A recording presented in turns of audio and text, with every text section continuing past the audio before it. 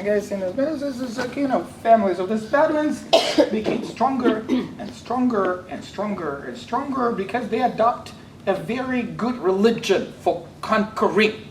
Right? It's a very aggressive religion. It's a religion that is good for conquering. And they conquered a very large territory. Can you imagine, from Spain, go down to Africa, Northern Africa, Middle East, all the way to Jakarta. Huge territory. Okay, but you see, all this territory, they're not Arabs. They're Muslims, but they're not Arabs. Like Egyptians, for example. Egyptians, they're not Arabs, right? Or if you go Turks, they're Turks. They're not Arabs. Indonesians, Chinese, whatever, they're not Arabs, right? They're Asians. Yeah. But they became Muslims. They became Muslims. But it didn't last long. A period of 4 caliphs. We're not going to go into the Muslim history. But a short time later, a few decades later, this huge Muslim empire started to disintegrate into the national states after all, like Egypt, Turkey, whatever. And because they disintegrated, they started to fight with each other. Which at a certain moment was used by the Christian Europe. 1099, that's crusade that lasted for 200 years here in Israel. 200 years. So that's the Europeans. The Italians, the French, the Germans, the Spaniards, and the English. 5. All right, 5 nations that took place in this, and they run the business here for 200 years, first successfully and then unsuccessfully. Why? For the same reason, they started to fight with each other. All right. So in the year 1291, the crusade finished. That's it. Okay. However, the English, the French, the Spanish, they all claimed Jerusalem. They all wanted it. They wanted it. They ruled here. Okay. So after the end of the crusade, actually it was Saladin. Maybe you remember the fellow, very talented guy. And then another fellow that you've seen in the movie in Caesarea, Baybars. You don't have to remember that. He was another talented Muslim leader that was able to crush the Crusaders. Again, they ruled different dynasties here, various dynasties here. Our interest will be 1517, Ottomans. Okay. Now we're coming, slowly but surely. It's only half an hour. 1517, Ottoman Turks. Now, what happened, meanwhile, with the Jewish people? Where are the Jews? They're not here. Remember, with this squeezed away. They are in 2 major territories. First, they are in Babylon since Nebuchadnezzar. okay. Babylon now is Iraq. Saddam Hussein. That's Babylon. Okay, so they're there. A big community. Can you imagine they continued to live there until 1948? Until 1948. All right. And the other part, those Jews who lived in Roman Empire, they spread in the Roman Empire, mostly in Europe, okay, which is barbarian at this time. English, French, Germans, they're barbarians, right? They're barbarians. So they settled in the barbarian lands of the Roman Empire. But you see, all these barbarians became Christians. Is it good or is it bad? Good. It's good on the one hand, but it's bad for the Jews. Yes. Why it is bad for the Jews? Because the Christian religion became an official religion, and the Jews rejected Christ. Can you imagine? They are the only non-Christian group in the Christian Europe. See, there is no Chinese there in those days. There is no Muslims there in those days. There is no Filipinos there in those days. There's no Poles. There's just European Christians, right? They're Christians. And the only non-Christian group, the Jewish folks. What do you do with them? They rejected Christ. They killed Jesus, according to the Catholic theology. What do you do to them? The best thing will be convert them to Christianity. And some did, but not all of them. What would you do with the rest of them? Kill them. That would be a good solution. But then the economy will go down. Kill the Jews, the economy goes down. Why is that? Because the Jews are playing kind of an important role in economy. Why? Because it's a Jewish conspiracy. Until today. The world is run by the Jews and Chinese, I think. So they share responsibility. Now, why the Jews, for example, are in finances and banking? Because according to the scriptures, you are not supposed to charge interest, you see, if you're in banking. But if you are in a banking business without the interest, guess what? You can't maintain the business. You do not generate the profit. There's no profit there. So what do? You have a dilemma. So the church decided, if you cannot do that, let those unfaithful Jews, let them deal with this dirty business. And that's how they pushed into this kind of finances and stuff like that. Right? Because the Christians were forbidden to do that to begin with. All right. So that's the situation of Jews in Europe. However, when the crusade began, the Christians started to persecute the Jews, and when the crusade failed, guess whom they blamed for the fail? The Jews. And so they started to expel the Jews from Western Europe. 13th century, through the 13th century, the Western European Jews are expelled from Germany, expelled from England, and you might find that interesting, 1492 finally. Hey, that should sound familiar, this figure. Isn't that interesting? Right? This is interesting. It's not only when Columbus discovered America, but this is actually the year of expulsion of the Jews from Spain. The king and the queen, Ferdinand and Isabella, the rulers of Spain, said, well, if the Jews don't want to accept Christ, we will not kill them, but we will expel them. We'll kick them out. Okay? So they are expelled. There is no more Jews in Western Europe. Where do they go? Where do these Jewish people go? You know what? It's interesting. They go to the Eastern Europe. And the country that they go into is Poland. Actually, it's called at this time, it's called Poland-Lithuanian Kingdom. Polish-Lithuanian Kingdom. Ever heard about Lithuania? Yeah. You know where that is? Near us, yeah. Yeah, that's between North and South Dakota. Somewhere, God knows where. On the Baltic Sea, a small country on the Baltic Sea. Right? But at this time, the Polish and Lithuanians made a kingdom together, and so they actually invited the Jews. This is how the Jews, the majority of them, ended up in Poland. All right? And the life of the Jewish people in Poland was better than elsewhere, because elsewhere they were expelled. And the situation was not bad until 1650s, when the Poles lost Ukraine. I'm not going to go into too many details, but there was a fellow named Bogdan Khmelnytsky, who was a Ukrainian nationalist leader. This whole split of Poland started because a little bit before that, in 1590s, the Poles made a special treaty with the Pope. You see, the Poles, they're Slavs, right? They're Slavic people, but they're Catholic. Is it good or is it bad? It's bad. Because all the Slavs are what? They're Orthodox.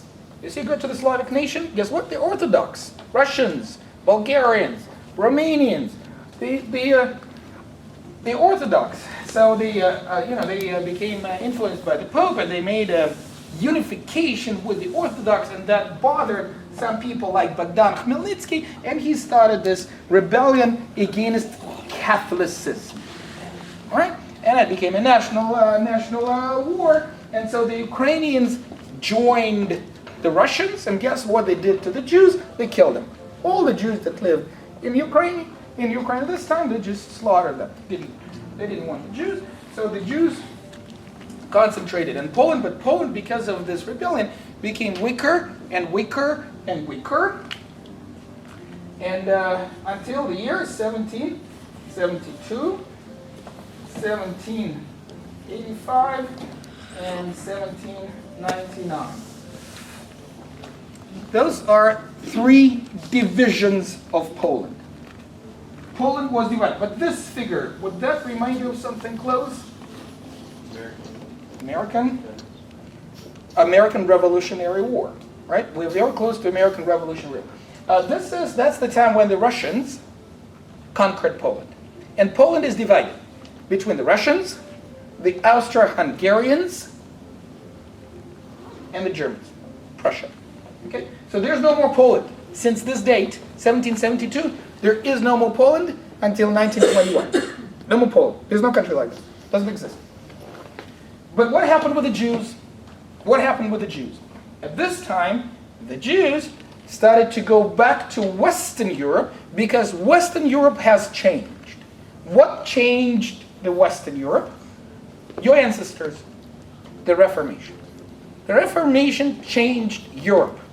And because the Reformation changed Europe, the Jewish people were allowed to go back to England. They were allowed to go back to Netherlands. They were allowed to go back to France, here in the French Revolution, here. And more than that, more than just coming back and live where they live, but they were given, for the first time in this, I think it was 74 though, for the first time, they were given equal rights. How about that? Before that, they were degraded to the lowest part of the society without rights. No rights for the Jews.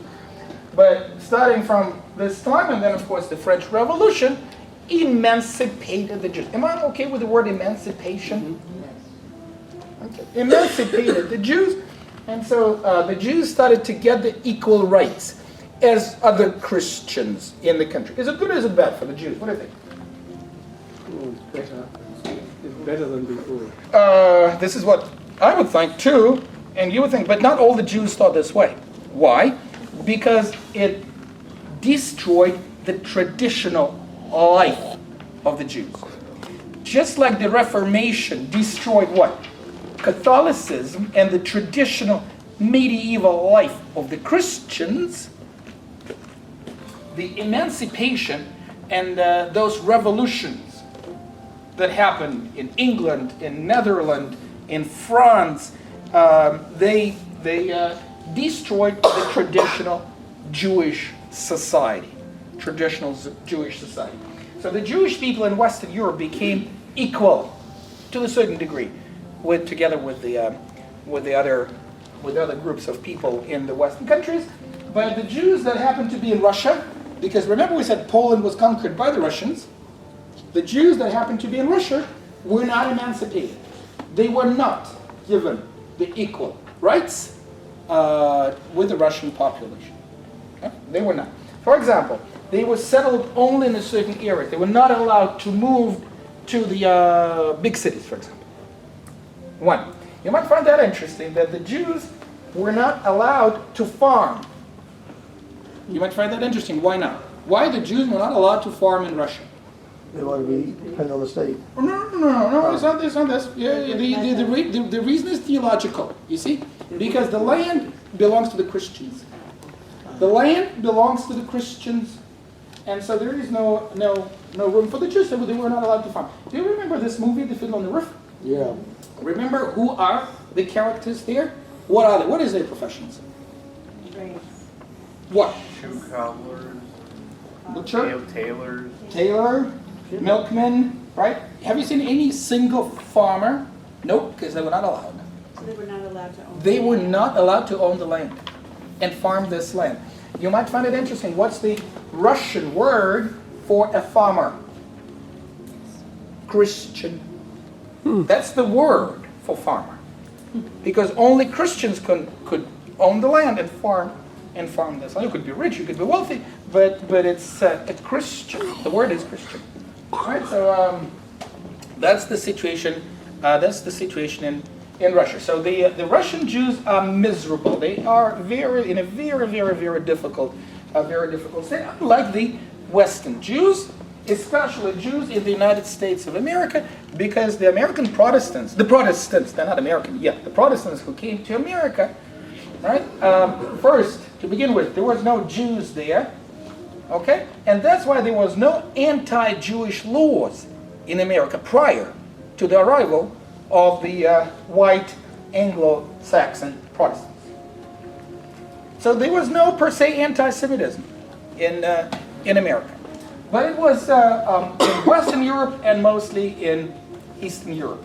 Okay, so the Jews in Eastern Europe, especially, are in dire straits, in a very difficult situation.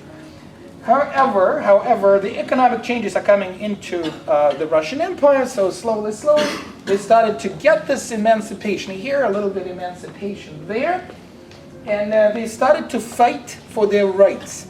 Remember the Fiddler on the Roof? Remember, the first daughter married whom? A poor tailor. All right, so let's leave him alone for a moment. The second daughter, remember whom she married? A revolutionary. From Kiev, Mr. Perchik. Okay.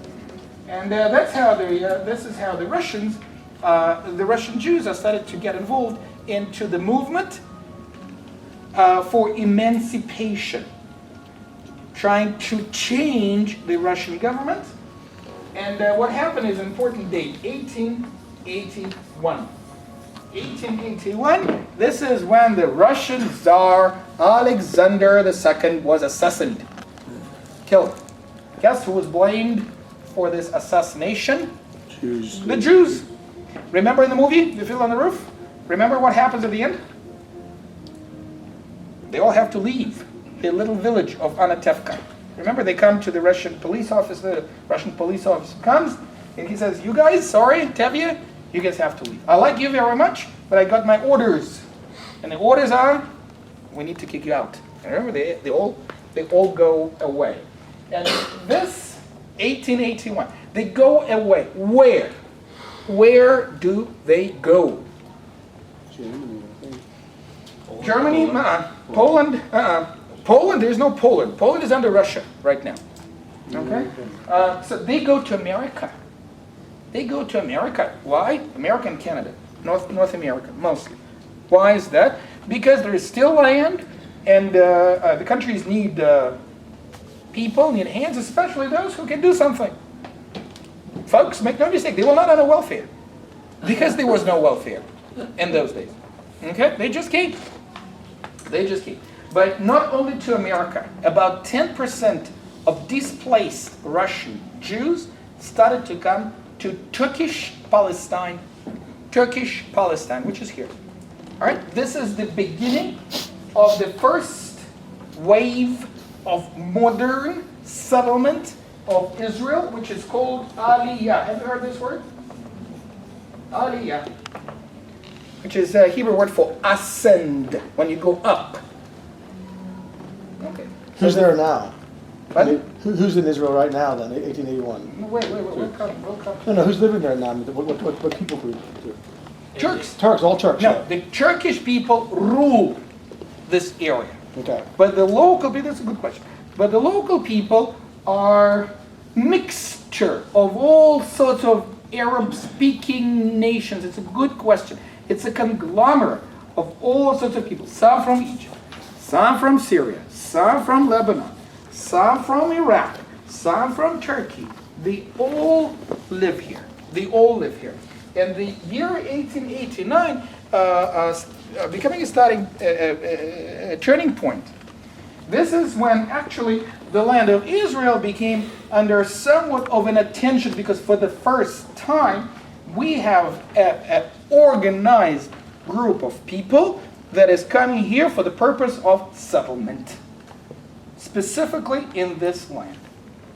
Okay, so this is the beginning. This is the beginning of the Jewish presence in the land of Israel.